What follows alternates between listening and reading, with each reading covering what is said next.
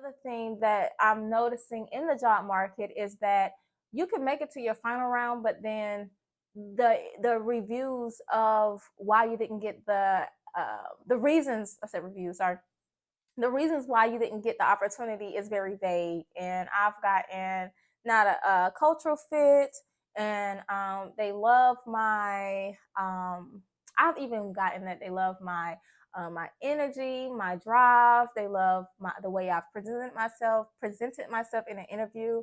But why didn't I get the position? Is still a question, because you're not telling me what I'm doing wrong in my interview and what I can fix. I've reached out to some recruiters that I've worked with in the past or interviewed with in the past, and asked them, hey, do you mind sharing some of the feedback that you received from the hiring manager on my interview, so that way I can make the changes to either my resume or the way that I'm interviewing or the way that I'm answering the questions or the said questions. And nothing. It's very bland. It's the generic email that I'm pretty sure some people have gotten that's watching this video. And don't feel bad. Just know, if you're getting those feel good comments from an organization or from someone in the higher ups in the organization, just know that you have the potential of either one, landing that position or landing a position that's right for you. And I know it's hard to hear that, right? Like, right for you. What is right for me if I've went through what? 5,000 applications. And I'm pretty sure that's been over the years, but by me being out of work, I've been applying daily. So I would say maybe 5,000 of that. Maybe I would say I would give it about 3,000 and some change applications that I've completed for this year alone. Okay, so outside of the job searching, oh my goodness, let's talk about my emotions. Emotionally, no, it's very draining, and I'm glad that I do have such a great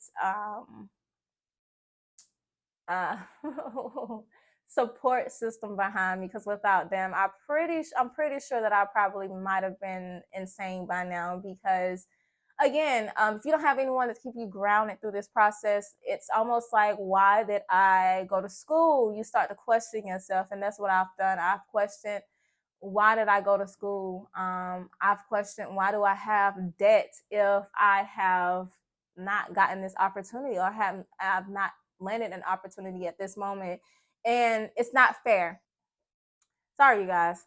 All right, so let's try to stay on track. So we talked about the job searches, we talked about the job market just a little bit. What I've noticed, I remember one interviewer asked me, told me, you've been out of work for a year and you haven't landed anything yet. That's concerning to me. And when she said that, it made me take a deep breath, because I'm like, mm. I start to think about a lot of um, opportunities that passed up on a great person, and you know you have great skills and qualities to bring to these organizations, but they don't want to give you the opportunity. So when she said that, I said, okay, I know she might not want to give me this opportunity, but I had to rest assure her that, hey, the job market isn't easy at this moment. Everyone is out fighting for either the same opportunity or different opportunities. And we have managers as yourself looking at how long someone been out of the job market versus looking at how enthused or how driven or how focused this person is on getting the opportunity or landing the opportunity, so that way they can continue to provide for whatever they've been doing, their family, themselves. Sorry, you guys, I just went on a rant. We talked about the job market. We talked about the emotions that jobs could bring. You be on this very high emotion because you're getting this great and positive feedback. And then to find out at the end that you did not land the opportunity, you start to wonder, well, what am I doing wrong? What's going on? You change your resume, you change the way you interview, you've looked at people, professionals, give you suggestions that you take and you mold into your own, and you create this space of, okay, I got it, I know how to interview, At this point, you might as well call me a professional interviewer, because that's what I am. Is that a profession, being a professional interviewer? I think we should make that a profession. Like, everyone that's out of work at this moment should make it a profession, because the job market is very hard right now. And I don't know. Just I don't know. I don't know what to say about the job market. I know it's hard right now. I know that it's a lot of competition out, so you got to keep going. I'm pretty sure you're going to land that opportunity. I know I'm going to land my opportunity soon. And yeah, and having a master's degree and still unemployed. I have debt. I have bills. I'm a person. I have lifing, and yeah, we're gonna get through it though. Again, just taking that positive feedback from organizations and molding it into my own, and letting myself and reminding myself each and every day that I am enough for an organization. I bring enough to the table. I have said experience. And that's another thing too. Companies are looking for cultural fits or different experiences. And I remember applying for a hospitality role as an HR professional. At that point, of course, I have 5 years of experience, but this company looked for 4 years of experience. And yes, it did say experience in hospitality, but I still gave it a shot at interviewing, submitting my resume and interviewing for the position. So I submitted my resume, and I ended up getting a call back for the interview. And I remember the lady saying, "Well, if you don't have," she said, "we don't mind training you, but we are looking for someone that have experience in hospitality." And I told myself, well, if you don't mind training me, why does experience in hospitality matter?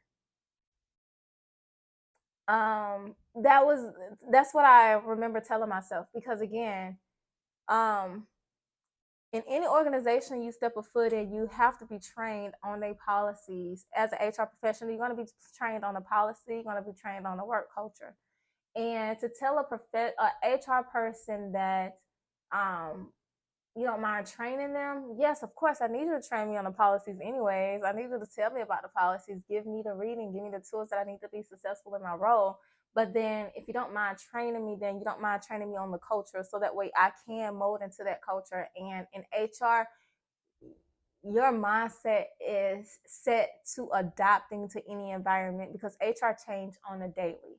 So if your mindset is adapting, adopting, Jesus, adapting to the environment, then you know that as a professional, you come in, you can work in a hospitality environment, you can work in a construction environment, you can work in a